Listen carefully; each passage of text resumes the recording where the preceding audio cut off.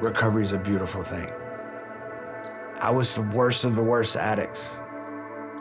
I was down deep in that dark, embarrassing place. But you don't have to stay there. Recovery is real.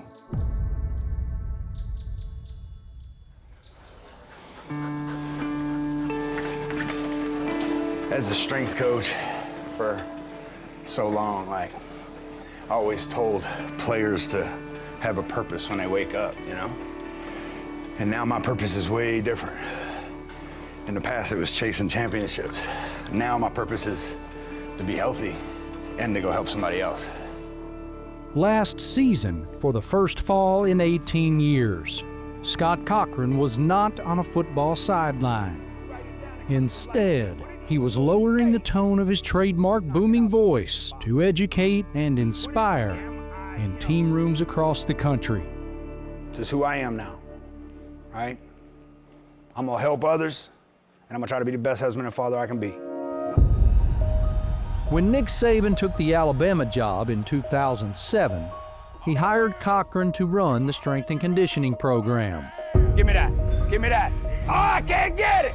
Yeah, that's my ball. Yeah! In 2012, the man affectionately known as Coach Yeah was screaming so loud and so often during workouts that he says he was left with splitting pain near his temples that would not subside. Get it out of here! I started getting migraines really bad from you screaming like a vice, cranking. And I remember early on the doc saying, just don't scream. Hungry! I was like, okay, you try not breathing, doc. After blood thinners didn't work, Cochran says a doctor prescribed him with Vicodin, a narcotic that can be addictive. When that didn't work, extended-release OxyContin was prescribed. I'm not gonna get addicted to something, come on. I'm winning. I'm winning everything. I'm financially successful. Life is too good for something like that. So I'll be fine. Sure enough, I had to get more and more and more. By the time 2020 comes, I'm like, okay, I gotta put this down. I gotta stop. In February of 2020, Scott Cochran left Alabama to join Kirby Smart at the University of Georgia as special teams coordinator. COVID hits and puts me away from the game, and I double the intake of how much I'm taking. So now I'm up to 20, 25 pills a day. And that's when April 10th, 2020, my wife found me. He was doing video work upstairs, and I found him, and he was kind of like slumped over, just not really responsive. And so I tried to kind of like rouse him up, and I couldn't get him. But yeah, then I called 911. Paramedics administered multiple narcotic blockers to reverse Cochran's opioid overdose and save his life. Cochran says he woke up in a hospital 2 days later. Once released, he made his first trip to Heron Wellness, a recovery center in Seekonk, Massachusetts. Cochran says he did not alert anyone at Georgia. I did 28 days. I was free, right? I didn't need it anymore.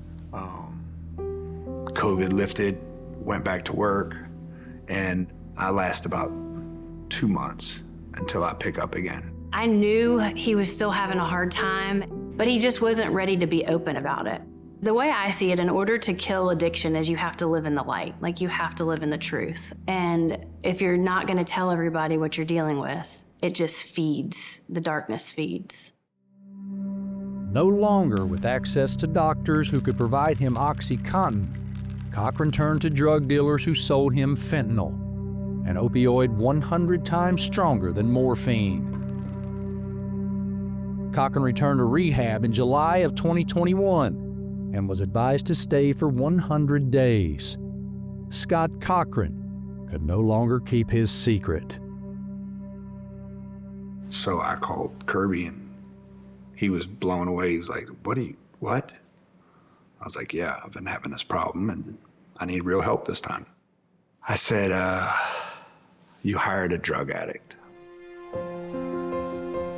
Cochran says Smart was fully supportive of his recovery and visited him in rehab about a month later.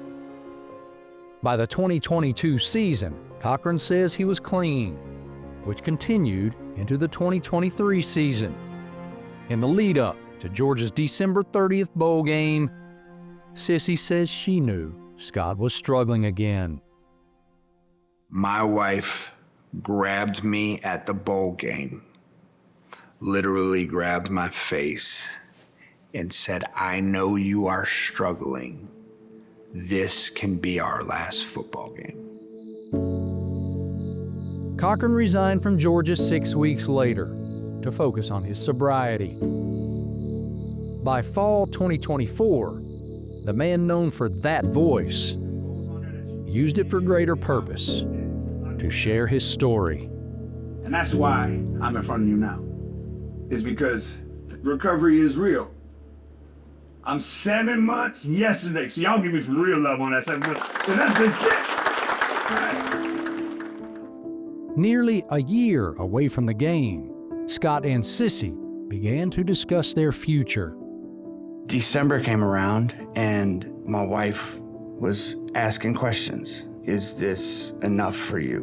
And I said, I don't know. I don't think so. I started to get this little itch of like, I want to get back in football.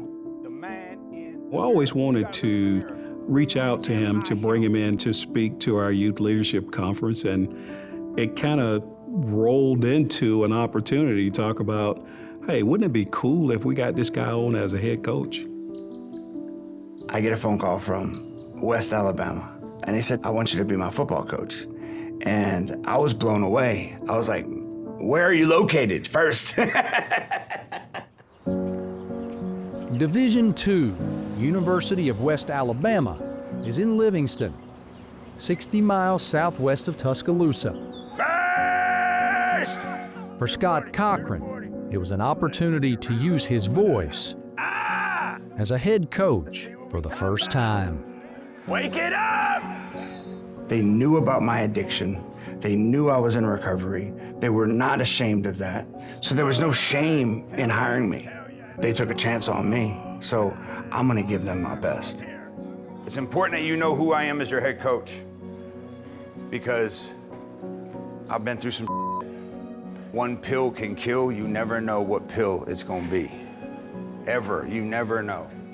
If you're struggling with something, pick up the phone. I got lucky. God's got me here for a reason. Y'all are my reason now. Appreciate you, baby. I think Scott has so much to offer the world, and I'm glad that he's still here. How we coming out today? Maybe that's what God's given him this voice for, is now to be the voice for recovery. Woo! My story is about redemption. You just gotta keep taking one step, one little inch. Over 18 months in recovery and having a purpose-driven life, now I get to do what I believe God put me on this earth to do, which is coach young men.